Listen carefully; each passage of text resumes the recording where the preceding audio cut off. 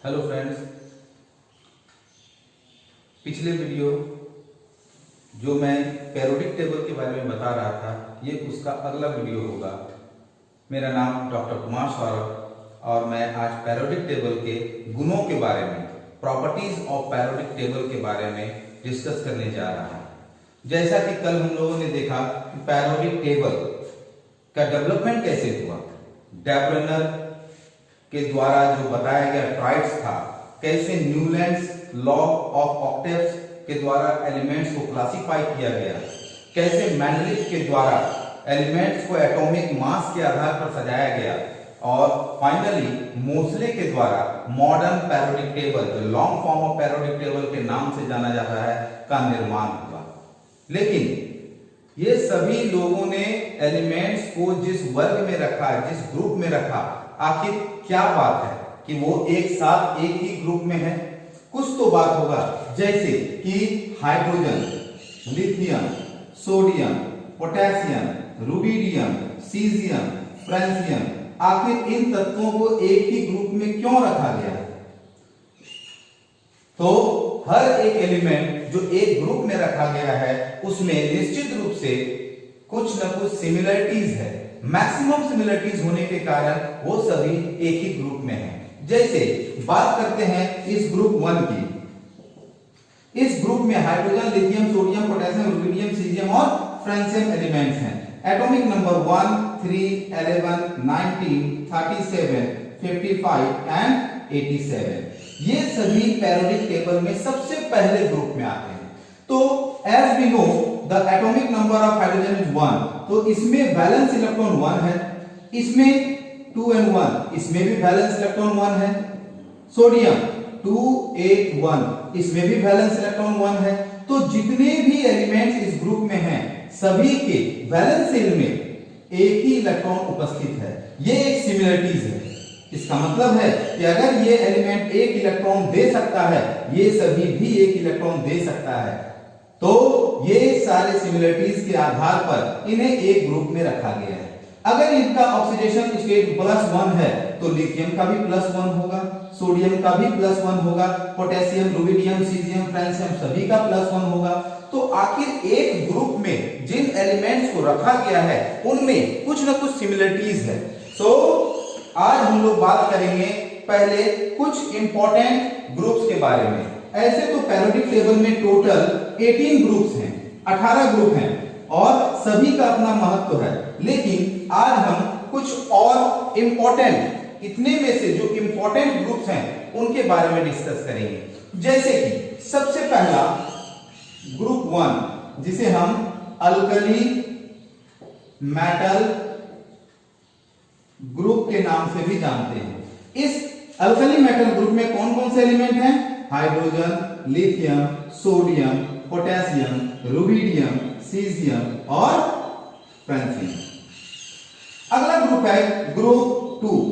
इस ग्रुप का नाम है अल्कलाइन अर्थ मेटल ग्रुप। और इस ग्रुप में जो तत्व उपस्थित हैं, जो एलिमेंट्स हैं, वो है beryllium, magnesium, calcium, strontium, barium और रेडियम। इसके बाद एक बहुत इंपॉर्टेंट ग्रुप है ग्रुप 6, जिसका नाम है हार्ड मेटल ग्रुप। इस हार्ड मेटल ग्रुप में जो एलिमेंट्स हैं वो है क्रोमियम, मोलिब्डेनम, टंगस्टन और सेबेरियम। ग्रुप 6 के बाद एक ग्रुप है ग्रुप 11, जिसका नाम दिया गया है पॉइंट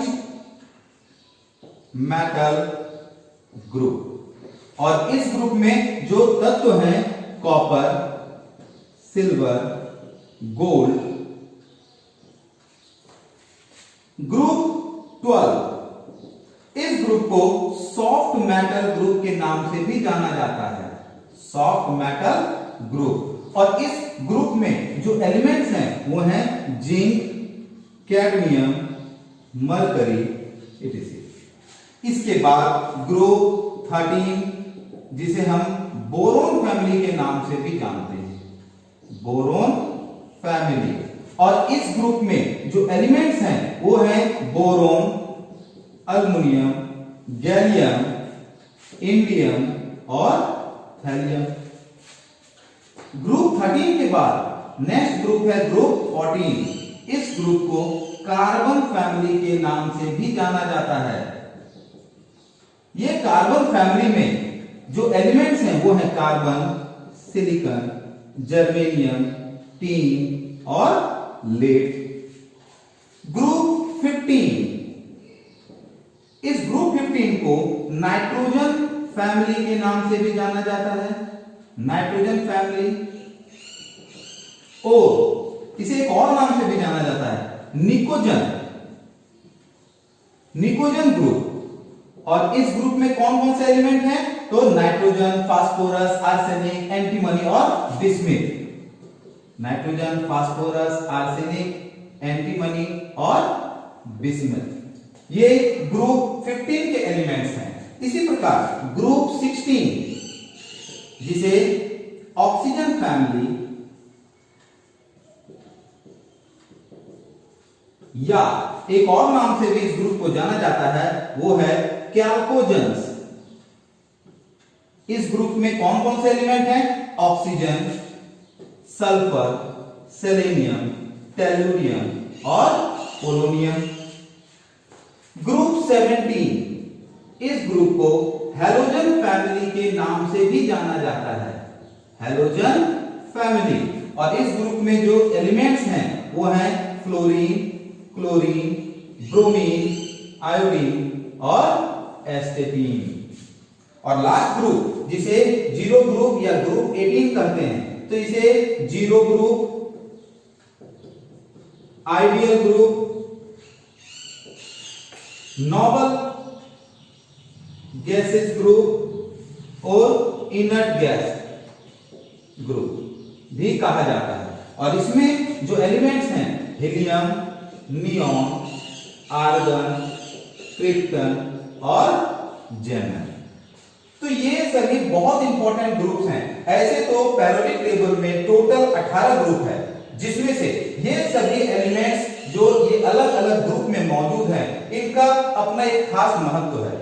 और हम लोग आज ये देखेंगे कि इसे अल्कली मेटल क्यों कहते हैं, ग्रुप 2 को अल्कलाइन अर्थ मेटल क्यों कहा जाता है।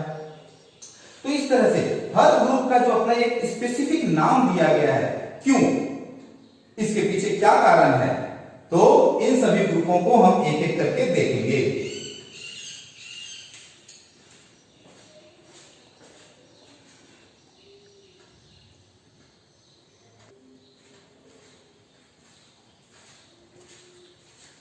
तो बात करते हैं सबसे पहले ग्रुप की, ग्रुप 1। इस ग्रुप को अल्कली मेटल ग्रुप कहा जाता है। ग्रुप 2 इसे अल्कलाइन अर्थ मेटल ग्रुप कहा जाता है। तो पूरे पेरियोडिक टेबल में सभी एलिमेंट्स को 4 अलग अलग ब्लॉक्स में बांटे गए हैं, S block, P block, D block और एफ ब्लॉक एलिमेंट्स। जिन तत्वों का अंतिम इलेक्ट्रॉन एस ऑर्बिटल में जाता है वो सभी तत्व एस ब्लॉक एलिमेंट कहलाते हैं। उसी प्रकार जिन तत्वों का अंतिम इलेक्ट्रॉन p ऑर्बिटल में जाएगा p ब्लॉक एलिमेंट, जिन तत्वों का अंतिम इलेक्ट्रॉन d ऑर्बिटल में जाता है वो d ब्लॉक एलिमेंट, और जिन तत्वों का अंतिम इलेक्ट्रॉन s ऑर्बिटल में जाता है वो सभी f ब्लॉक एलिमेंट्स कहलाते हैं। यहां सबसे पहला ग्रुप है ग्रुप 1, अल्कली मेटल ग्रुप। तो सबसे पहले हम लोग बात करेंगे कि मेटल क्या है, किसे कहते हैं मेटल। तो केमिकल डेफिनेशन जो ये मेटल का है वो है कि the number of electrons present in the valence shell of any element if 1, 2 or 3 and those elements are capable to lose them, those are called metals। धातु वैसे तत्व होते हैं जिनके बाहरी कक्षा में 1, 2 या 3 इलेक्ट्रॉन उपस्थित हो और वह तत्व उन इलेक्ट्रॉनों को देने की क्षमता रखता हो, वह धातु कहलाता है। तो ये अल्कली मेटल ग्रुप और alkaline earth metal group, why alkali and why alkaline? So as we know that hydrogen, lithium, sodium, potassium, rubidium, cesium and francium of group 1 when treated with water it forms hydroxide। Hydroxide का निर्माण करता है जल के साथ प्रतिक्रिया करने के बाद ये ग्रुप 1 के एलिमेंट। तो हाइड्रोक्साइड में OH ये बेस का पहचान है। उसी प्रकार group 2 beryllium, magnesium, calcium, strontium, barium और रेडियम ये तत्व भी जल के साथ प्रतिक्रिया कर हाइड्रोक्साइड का निर्माण करते हैं, यानी कि बेसिक प्रॉपर्टीज को शो करते हैं। तो ये दोनों ग्रुप 1 और ग्रुप 2 ये बेस का निर्माण करते हैं, यानी बेसिक नेचर को प्रदर्शित करते हैं, क्षारीय प्रकृति को प्रदर्शित करते हैं। तो ये अल्कली मेटल और ये अल्कलाइन मेटल क्यों? क्योंकि इन तत्वों के द्वारा जो प्राप्त हाइड्रोक्साइड होता है वो जल में सॉल्युबल होता है, जबकि इन तत्वों के द्वारा जो हाइड्रोक्साइड प्राप्त होता है वो जल में इनसॉल्युबल होता है। इसलिए on the basis of solubility we can classify alkali and alkaline. So alkali metals are those elements which can form hydroxide after treatment with water, and those hydroxides are soluble in water, that is called alkali. And the elements which can form hydroxide after reaction with water and those hydroxides are not soluble in water, that is called alkaline. तो इन तत्वों के द्वारा प्राप्त hydroxide जल में घुलनशील होने के कारण ये सभी तत्व अल्कली मेटल कहलाते हैं, जबकि इन तत्वों के द्वारा जो हाइड्रोक्साइड का निर्माण होता है वो सभी हाइड्रोक्साइड जल में अघुलनशील होने के कारण, घुलनशीलता कम होने के कारण उन्हें अल्कलाइन नाम दिया गया है। अब बात करते हैं ग्रुप 6 की। ग्रुप 6 जिसे हार्ड मेटल ग्रुप के नाम से भी जाना जाता है। क्यों, क्या कारण है कि ये हार्ड मेटल है? तो इसमें उपस्थित क्रोमियम, मोलिब्डेनम, टंगस्टन और सेबेरियम ये सभी एलिमेंट्स में maximum number of unpaired electrons होते हैं।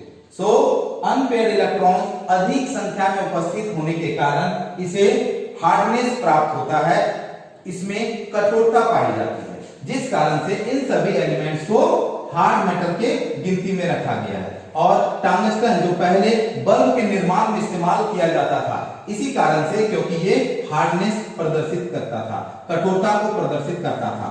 नेक्स्ट है ग्रुप 11। इस ग्रुप को क्वाइंट मेटल ग्रुप क्यों कहा जाता है? तो पहले के जमाने में चांदी का, तांबा का, चांदी का और सोना का ये सभी का सिक्का चलता था, मुद्राएं इसकी बनती थी, और मुद्रा बनने के कारण, क्वाइन बनने के कारण इस सभी एलिमेंट्स को जो नाम दिया गया है वो है coin metal group. Group 12 soft metal group. इन सभी तत्वों में एक भी अनपेयर्ड इलेक्ट्रॉन नहीं पाया जाता, जिस कारण से ये सभी सॉफ्टनेस को प्रदर्शित करते हैं, मृदुपन को प्रदर्शित करते हैं। Group 13 boron family. तो इस पूरे फैमिली में बोरोन, अल्युमिनियम, गैलियम, इंडियम और थैलियम, जब भी कोई एलिमेंट के नाम पर पूरे ग्रुप को जाना जाता है, दैट मींस कि वो एलिमेंट अपने ग्रुप में सबसे अलग गुणों को प्रदर्शित करता है। सो बोरोन फैमिली में बोरोन, अल्युमिनियम, गैलियम, इंडियम और थैलियम। इसी प्रकार कार्बन फैमिली में कार्बन, सिलिकॉन, जर्मेनियम, टिन और लेड। नाइट्रोजन फैमिली और निकोजन। Why it is called निकोजन? Because निको ये ग्रीक वर्ड है, निको का मतलब है सफोकेशन एंड जन means producer. So the element which can produce suffocation, जो घुटन पैदा करने वाला एलिमेंट्स है, तत्व है, वो ये है नाइट्रोजन, फास्फोरस, आर्सेनिक, एंटीमनी और बिस्मथ। इसी प्रकार group 16 oxygen family, because oxygen have some unique characteristic as compared to the other member of this group. अपने परिवार में ऑक्सीजन सबसे अलग गुणों को प्रदर्शित करता है, इसलिए इस ग्रुप को ऑक्सीजन के नाम से ही जाना जाता है। इस ग्रुप में ऑक्सीजन, सल्फर, सेलेनियम, टेलुरियम और पोलोनियम है। इसे कैल्कोजन भी कहा जाता है। कैल्को, कैल्को का मतलब ओर, जन का मतलब प्रोड्यूसर या फार्मर। सो जो अयस्कों का निर्माण करने वाला ग्रुप है वो है ग्रुप 16। इसी प्रकार group 17 halogen family. Why it is called halogen? Hello, hello का मतलब होता है सी सॉल्ट और जन का मतलब प्रोड्यूसर या फार्मर। सो जो लवणों का निर्माण करता है, जो सॉल्ट्स का निर्माण करता है, वो है halogen family. Fluorine, chlorine, bromine, iodine and एस्टेटिन। Group 18 को zero group, ideal gas, noble gas या इनर्ट गैस कहते हैं, और इसमें हीलियम, नियॉन, आर्गन, क्रिप्टन, जेनन और एक एलिमेंट है रेडन। तो ये सभी एलिमेंट्स में हीलियम एक एक्सेप्शनल केस है। इसके अलावा ये जितने भी एलिमेंट्स हैं सभी लगभग रिएक्शन को प्रदर्शित नहीं करते थे, जिस कारण इसे इनर्ट नाम दिया गया, और किसी भी कंडीशन में ये प्रतिक्रिया नहीं करते थे, जिस कारण इन्हें आइडियल नाम दिया गया। लेकिन आज के समय में इनर्ट गैसों में से कुछ जैसे क्रिप्टन, जेनन, इनके बहुत सारे कंपाउंड्स पाए गए हैं। तो ये सभी एलिमेंट्स को अलग अलग ग्रुप में इस तरह से प्रदर्शित किया जाता है।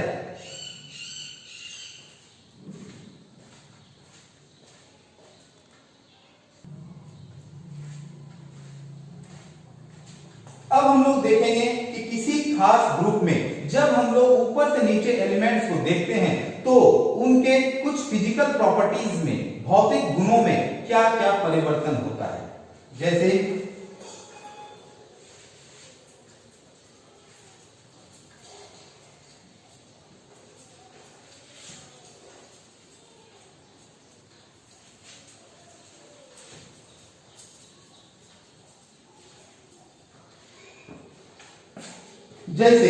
पहला प्रॉपर्टीज है एटॉमिक साइज, परमाणु का आकार। तो अगर हम एग्जांपल के रूप में पहले ग्रुप को ही लें, hydrogen, lithium, sodium, potassium, rubidium, caesium और फ्रांसियम, एटॉमिक नंबर 1, 3, 11, 19, 37, 55 एंड 87। तो जब एक इलेक्ट्रॉन को दर्शाना है तो वो इस तरह से न्यूक्लियस में प्रोटॉन और एक ऑर्बिट दिखाता है जिसमें एक इलेक्ट्रॉन मौजूद है। यह हाइड्रोजन का आकार है। लेकिन जब हम लिथियम का आकार बनाते हैं तो लिथियम में ये न्यूक्लियस, पहले कक्षा में 2 इलेक्ट्रॉन और दूसरे कक्षा में 1 इलेक्ट्रॉन। इस तरह से एक नए प्राइमरी सेल का निर्माण होने के कारण हाइड्रोजन और लिथियम के बीच परमाणु के आकार में वृद्धि होती है। इसी प्रकार जब हम सोडियम, जिसमें कि 2, 8, 1 3 सेल हैं, तो यह है न्यूक्लियस, पहला कक्षा में 1 इलेक्ट्रॉन और यहां 2 इलेक्ट्रॉन, दूसरे कक्षा में 8, 1, 2, 3, 4, 5, 6, 7, 8 इलेक्ट्रॉन और तीसरे कक्षा में 1 इलेक्ट्रॉन। फिर एक नए प्राइमरी सेल का निर्माण होता है। जैसे जैसे हम ऊपर से नीचे की ओर जाते हैं, परमाणु के आकार में, एटम के साइज में वृद्धि होती है। Atomic size increases as we are moving up to down in any group due to increase in number of electrons at first, and due to increase in number of electrons new cells are added in each element. Atomic size increases on moving up to down. Second properties है atomic या ionic radii. जब हम एक element का radius का बात करते हैं तो वो रेडियस कहलाता है, लेकिन जब हम लोग बहुत सारे एलिमेंट्स के बारे में बात करेंगे तो रेडियाई। ये है रेडियाई। रेडियस किसे कहते हैं? In chemistry radius, the distance between the nucleus to the outer most orbit is called radius. किसी भी परमाणु के केंद्र से, जैसे ये केंद्र है, यहां से बाहरी कक्षा के बीच की दूरी, यही त्रिज्या कहलाती है। यहां पर ये है त्रिज्या, यहां ये है त्रिज्या। As we are moving up to down in any group, atomic size increases and due to increase in atomic size atomic radii also increases.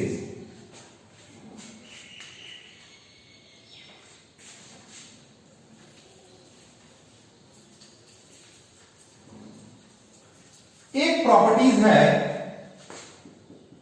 Ionisation energy,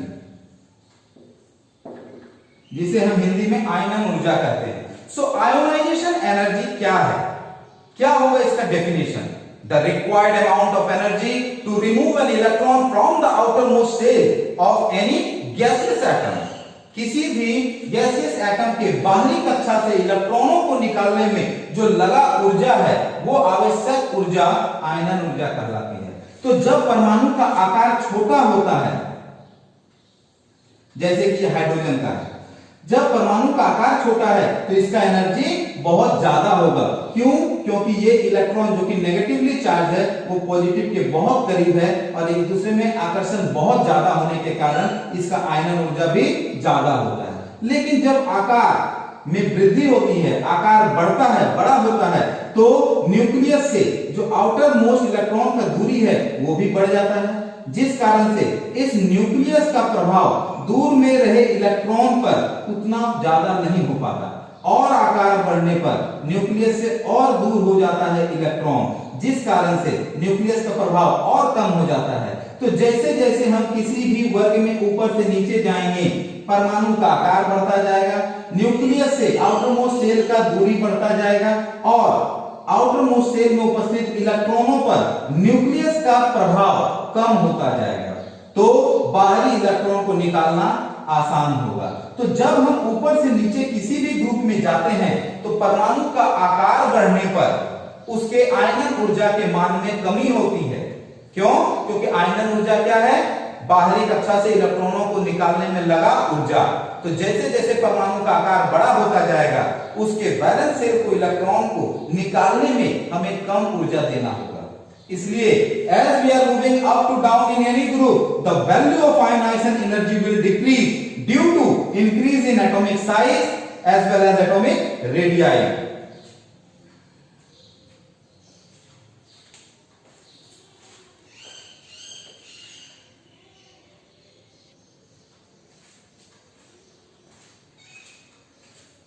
एक और प्रॉपर्टीज है ऑक्सीडेशन स्टेट।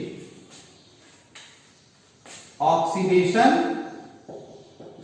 स्टेट हिंदी में ऑक्सीकरण अवस्था क्या है ये? किसी भी एलिमेंट के द्वारा इलेक्ट्रॉन दिए जाने की क्षमता या इलेक्ट्रॉन लिए जाने की क्षमता, उस तत्व का ऑक्सीकरण अवस्था कहलाता है। जैसे कि एक एलिमेंट है सोडियम, जिसमें 11 इलेक्ट्रॉन है।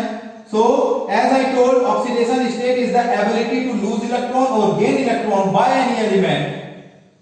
Here we are taking sodium. As we know that 11 electrons are present in sodium, 2, 8, 1. And as we know from octet rule, all the elements except hydrogen and helium, all the elements which are present in modern periodic table, those elements want it should be 8 electron in the valence shell. Her element चाहता है कि उसके बाहरी कक्षा में 8 electron हो। तो अगर ये सोडियम के केस में देखें तो सोडियम के वैलेंस शेल में 1 इलेक्ट्रॉन है। अगर ये 1 इलेक्ट्रॉन ना हो तो इसके वैलेंस शेल में 8 इलेक्ट्रॉन उपस्थित होगा और ये स्टेबल होगा। तो सोडियम अपने वैलेंस शेल के इलेक्ट्रॉन को निकालता है, देता है, डोनेट करता है, लूज करता है, ताकि वो स्टेबल हो सके। तो जब ये 1 इलेक्ट्रॉन का त्याग करेगा तो इसमें इलेक्ट्रॉनों की संख्या हो जाएगी 10 और प्रोटॉन का संख्या तो अभी भी 11 ही है, क्योंकि 11 इलेक्ट्रॉन इसका मतलब 11 प्रोटॉन। और जब हम 1 इलेक्ट्रॉन निकालते हैं तो इसका मतलब कि सोडियम में 1 प्रोटॉन अधिक हो जाएगा, यानी कि +1 ये शो किया जाएगा सोडियम के द्वारा। इसी प्रकार क्लोरीन, जिसमें 17 इलेक्ट्रॉन होते हैं, 2, 8, 7, और अष्टक के नियम के अनुसार, ऑक्टेट नियम के अनुसार ये भी चाहता है कि इसके बाहर में 8 इलेक्ट्रॉन हो, तो ये स्टेबल होगा। तो स्टेबिलिटी को पाने के लिए 7 इलेक्ट्रॉन निकालने के बजाय ये 1 इलेक्ट्रॉन अगर ले लेता है, गेन करता है, तो ये स्टेबल हो जाएगा। जब ये गेन करेगा तो इसमें तो इलेक्ट्रॉन है 17, प्रोटॉन भी है 17, लेकिन 1 इलेक्ट्रॉन लेने के बाद इलेक्ट्रॉनों की संख्या हो जाएगी 18, यानी 1 इलेक्ट्रॉन अधिक होगा। सो -1 here in sodium, +1, chlorine -1. So the capacity to lose electron or gain electron by any element is called oxidation state of that element. किसी भी तत्व के द्वारा इलेक्ट्रॉन दिए जाने की क्षमता या इलेक्ट्रॉन लिए जाने की क्षमता को उस तत्व का ऑक्सीकरण अवस्था कहा जाता है। तो और भी बहुत सारे फिजिकल प्रॉपर्टीज हैं। आज इस वीडियो में बस इतना ही। और आपको ये वीडियो कैसा लगा, अगर आपका कोई सुझाव हो, अगर कोई कंफ्यूजन हो, तो आप मेरे व्हाट्सएप नंबर जो मैंने अपने पिछले वीडियो में दिया था उस पर आप अपने सुझाव दे सकते हैं।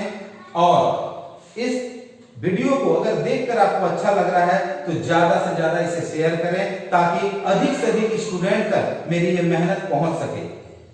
Thank you. अब हम अपने अगले वीडियो में जो अल्कोहल बेस्ड होगा उस पर मिलेंगे। Thank you.